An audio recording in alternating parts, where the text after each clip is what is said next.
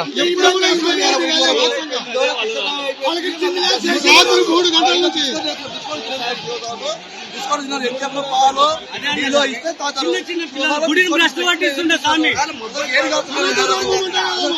ముఖ్యమంత్రి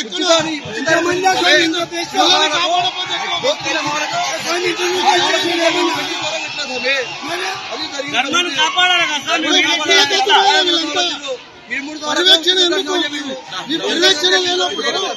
మీ పర్యవేక్షణ లేనప్పుడు మీ పాలక మండలి ఎందుకు? పాలక మండలి ఎందుకోసం ఉంటది?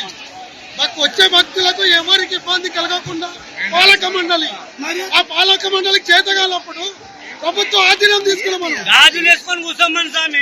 ఏంది స్వామి? భక్తులు ఎందుకోసం వస్తారు?